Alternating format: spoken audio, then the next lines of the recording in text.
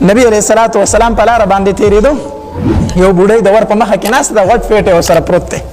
غټ فیټه ورسره پروت دی نبی علیہ السلام چې تیریږي دا بوډۍ ورته آواز کوي ای ورارو راشه دا پیټه زما د اوږې ته راوخیژوه زما په دې اوږه باندې کېږدوه نبی علیہ الصلوۃ والسلام ورته وفرمایل خموري در اوچتو مای چې کله نبی علیہ السلام فیټه اوچت کو که نه اوس پیټې ته ګوري د هغې وزن زیات دی بوډۍ ته ګوري کمزورې ده چې دا به دا پیټې وړي څنګه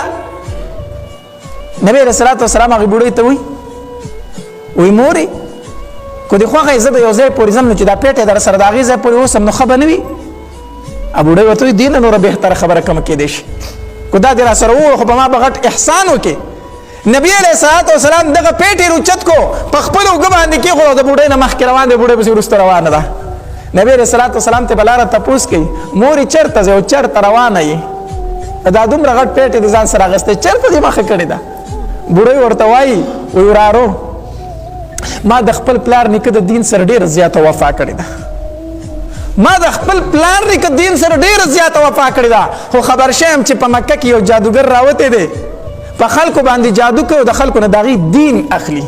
د هغې مذهب ورله بدلوي ما وایي ما د پلار نیکه د دین سره ډېره مینه کړې ده هسې نه چې به د اخري عمر کې د هغه جادو په ما باندې وچلېږي او زما نه زما دین واخلي چېرته نو ما سوچ وکړو چې ښه خبره دا ده چې دا مکه ورته پرېږدم نو بهتر به وي هسې نه چې زما دین زما نه والي چېرته دا مکه ورته پرېږدم نبی علیہ السلام ورته فرمایي ښه روان دی نبی علیہ السلام چې کوم ځای پورې تو هلته یې پیټه کېښودو وي مورې وشو اوس در نه زه رخصت شمه بوډۍ ورته وي او وراره ته اوس ځه زه دا دې غټ کار وکړه چې ما سره دې پیټې دلته راورسو خو چې کله نبی علیہ السلام ته رخصتي کېږي نن دا بوډۍ ورته شان اواز کوي ای ورارو لږ ودرېږه تا ته یو خبره کومه نبی علیہ السلام ورته واپس شو وی ها مورې وایه وی بچیا چې زه لاړه شمه بل ځای ته که نه نو خلک به رانه تپوس کوي چې مکه دې ولې پرېښې ده ولې د مکې نه راغلي نو زه به ورته وایم چې په مکه کې یو داسې سړی راوتی چې نوم محمد دی صلی الله علیه وسلم داسې جادوګر دی د خلکو نه د هغې دین اخلي د هغه د وجې نه ما مکه پرېښې ده نو خلک به مکې ته ډېر بدې ردې وایي ډېر بدې ردې به وایي چېرې دا خو ډېر بد ځای دی داسې ناکاره خلک دی چې خلک یې په هجرت مجبوره کړی دی داسې ناکاره خلک دی چې خلک ترې نه کډه کوي بوډۍ ته تم راوتي دا خو ډېر ناکاره ځای دی نو خلک به مکې ته بدې ردې وایي بچیانو زه به ورته وایم چې مکې ته بدې ردې مه وایئ کو ناکاره خلک پکې شته نو ښه خلک پکې هم شته چې ورته زه بیا ستا نوم اخلم ته راته خپل نوم ووایه چې زه ورته وایم مکې خلک ټول بد نه دی خیر دی کو یو ځوان پکې بد دی داسې ښه نوجوانان ښه هلکان پکې هم شته ته راته خپل نوم ووایه که نه نبی علیہ الصلوۃ والسلام مسکی شو وخندل وی مورې د کم محمد نه چې ته کډه کوې هغه ستا وړاندې ولاړ دی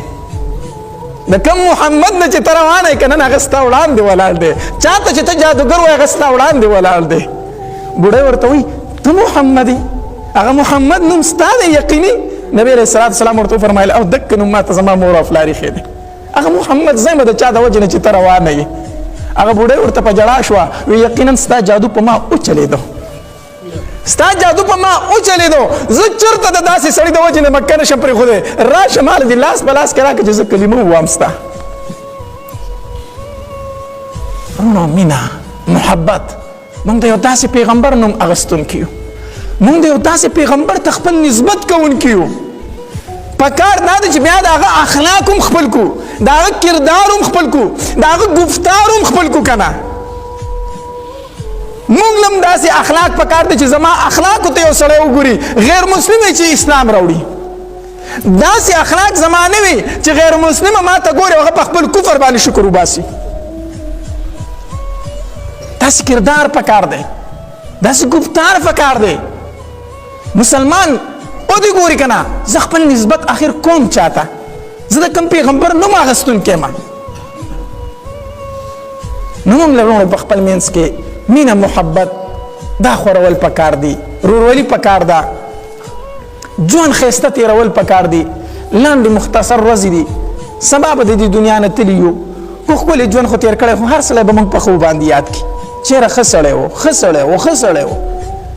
او که چېرته بد ژوند خو تېر کړی نو هېڅوک موږ په خوب سره یاد نه کړي مختصر ژوند دی دنیا فاتح کېدونکې ده یو ورځ به وداخل شي تورو حورو ته انسانا لاړ به شي دنیا نه سره د ډېر ارمان لاړ بشي دنیا